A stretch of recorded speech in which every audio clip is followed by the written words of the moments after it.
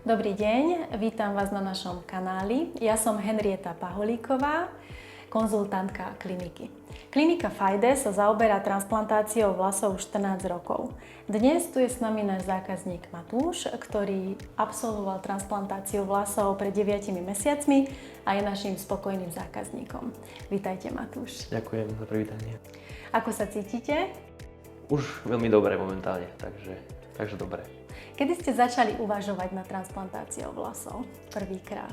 U mňa, žiaľ ako v mladom veku, mám 26 rokov, ma to začalo postihovať toto vypadávanie už v celkom skorom veku a uvažovať som začal asi tak približne 2 roky pred transplantáciou, čiže zhruba mojich nejakých 24 rokov, 23-24. Už to vypadávanie bolo také trošku značnejšie, že už som cítil taký ten úbudok vlasov a už som sa začal nejako na sebe tak všímať a bádať. Takže nejaké 2 roky pred transplantáciou by som povedal. Skúšali ste nejaké iné riešenie proti vypadávaniu vlasov, okrem transplantácie predtým? Tak zo začiatku ma transplantácia až tak nejako...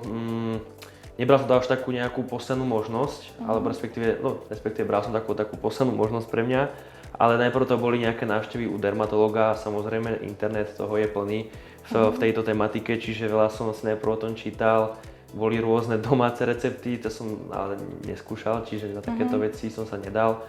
Určite prvá vec, čo bola, tak návšteva dermatológa, tam mi bolo odporúčené určite nejaké vitamíny, zvýšiť príjem zinku a nejaké šampóny, ale žiaľ u mňa to je asi geneticky, čiže nič z tohto mi nejako nezabralo. Takže to vypadávanie pretrvávalo a začal si o týchto klinikách viacej študovať. Prečo ste sa rozhodli pre kliniku Fajde? Ono nebolo to prvotné rozhodnutie, samozrejme som si o tom veľa čítal, vravím, ten čas, kým sa rozhodol pre samotnú transplantáciu, bol 2 roky, čiže tie 2 roky som len o tom rozmýšľal a pozeral tie rôzne kliniky, ktoré sa týmto zaoberajú. Nebudem tajiť, určite som rozmýšľal aj nad Tureckom. Turci mali dosť veľa o tom na internete popísaného, ale nechcel som jednak cestovať. Vedel som, že to není zákrok, alebo respektíve je to zákrok, ktorý máte dosť rozsiahlý v oblasti hlavy a nevedel som si predstaviť cestovať určite letecky, alebo tam ešte naspäť určite nie. Čo sa týka okolia, tak Fajde Clinic sa mi zapáčil v tom, že jednak recenzie, bolo toho veľa na internete, na vašu adresu, ale hlavne sa mi páči to, že ste v tom obore, iba vlastne v tomto obore. Nie ste klinika, ktorá má na starosti aj iné skrašľujúce procedúry, ale zaoberáte sa iba transplantáciou vlasov. My sa špecializujeme na špecializujete, presne. Čiže pre mňa takým faktorom bolo hlavne toto, že ste v tom odborníci v tejto oblasti. Do ktorých oblastí prebehla transplantácia? U mňa to boli oblasti kútov a potom to bola oblasť vlasovej línie. Koľko štepov bolo transplantovaných? U mňa bolo 1600 štepov. Ako prebiehal samotný deň zákroku? Spomínate si na to? Samotný deň, boli sme sa mi dohodnutí na 7, aby som sem prišiel. Bývam odtiaľto cca 2 hodiny. Čiže ráno som stál, to nebol problém. Prišiel som sem, odparkoval som a nehovorím, mierna tréma určite bola, lebo to moje odhodlávanie to bolo fakt dlhé, že dám sa na niečo takéto. A nie je to bežný zákrok? Nie je to bežný zákrok, presne tak, nebola to už len nejaká návšteva dermatológa, ale u mňa aj nebolo najväčšia tréma z toho samotného zákroku, ako z toho, že budem vyholený kvázi na kolno, povedzme. To v živote som nebol, čiže to bola taká moja najväčšia obava, jak budem vyzerať. Takže do samotného zákroku som až takú trému nemal. Skôr som sa už tešil, že jak budem vyzerať, samozrejme až po tých pár mesiacoch, ale už som sa dopredu tešil na ten samotný výsledok. Áno. Ako prebiehalo hojenie, čiže po zákroku ten prvý týždeň? Prvý týždeň, no keď berem aj samotnú cestu domov, vedel som prejsť sám, tie 2 hodinky od šoféra a o tom, či nebol nejaký problém. Prvé 2-3 noci boli také trošku horšie, ale tam som vlastne od vás dostal aj ten vankušik, ani nie vankušik, ale tú podložku presne. A tá darcovská oblasť mierne krvácala. Tie prvé 2-3 dní boli také, že ráno som sa budil a mal som to prilepené kvázi túto na hlave. A ďalšie 2 týždne boli také trošku citlivejšie v tej oblasti, že som cítil mierne púzovanie, ale tá bolesť mierne potom odznela. dali ste mi aj vtedy vlastne niečo proti bolesti, Panadol sa mi zdá, takže párkrát som ho musel užiť, priznám sa. Ako reagovalo vaše okolie po transplantácii? Už povedzme, keď začali vlasy rásť, ako to zmenilo váš život?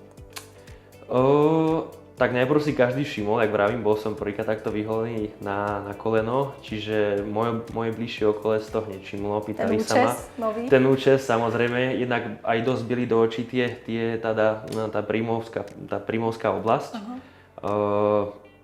Čiže to si najmä hneď všimli, že čo sa to mám na hlave, tak... Rozprávali ste o tom, že ste mali transplantáciu? Áno, netajil som sa tým. Ja už som o tom predtým vyprával, aj jak už som o tom najprv uvažoval, ale aj po tej samotnej operácii som nemal problém sa vlastne porozprávať. Kto sa pýtal, som mu povedal, áno, mám to transplantované a bol som na tak roku. Chápem. Ale okolie si všímalo, samozrejme. Pravím, či už rodina, blízki, kamaráti, práca, takže každý sa pýtal. Kedy začali transplantované vlasy rásť? Asi koľko mesiacov po zákroku? Po zákroku? Ono sa hovorí, že vám tá oblasť vypadne, ale ja som úplné vypadnutie, ale úbudok vlasov nejako nepostrehol. Tá samotná línia nebola počas celej tej doby hojenia sa stále viditeľná, ale taký prvý prírastok tých vlasov, že sa opätovne začali prebudzať, tie korienky začali rásť, začal pociťovať alebo všímať si na seba asi v takom 5. mesiaci, 4. 5. mesiaci. Už 6. mesiac bol u mňa vážne naozaj taký, že už aj ten účes som si sám robil, že už sa s tými vlasmi dalo pracovať. Rozumiem. Doporučili by ste kliniku Fajda iným zákazníkom? Určite áno. Ja už som sa, ako spomínam, že aj s blízkymi o tom vyprával a mám aj v mojom blízkom okolí pár známych, ktorí tiež uvažujú o tomto zákroku a dnešná doba je celkovo tak už postavená, že nie je to žiadne tabu pre tých ľudí. Takáto vec. A vy už máte skúsenosť, čiže môžete sprostredkovať. Áno, takže milé rád by som určite odporučil aj odporúčim ďalej vašu kliniku. Pekne. Rozmýšľate ešte do budúcnosti nad transplantáciou vlasov? Ak bude nutné, tak áno. Už nad tým tak inak uvažujem. Predtým som sa toho bál a teraz to berem ako obyčajný zákrok. Už viete, do čoho idete? Áno, nie je to nič strašné, takže určite by som sa dal, keď bude treba. A čo odporúčate mužom, ktorých trápi vypadávanie vlasov a ešte nie sú rozhodnutí a hľadajú to správne riešenie? No ako som spomínal, už to v dnešnej dobe nie je žiadne tabu, táto téma a je to úplne prirodzený zákrok, nedávam im tam vlastne na vašu hlavu nič nové, zoberú iba vaše vlasy a presunú ich dopredu, čiže nie je to žiadne tabu, nejaký extrémny zásah do tela, takže nebáť sa toho a kľudne vyskúšať. Je to, aj pre mňa to bolo najprv z počiatku vec, ktorá ma trápila, toto vypadávanie a myslím si, že je to dobré riešenie. Ďakujem pekne za rozhovor. A ja ďakujem veľmi pekne. Dovidenia. Dovidenia, majte sa.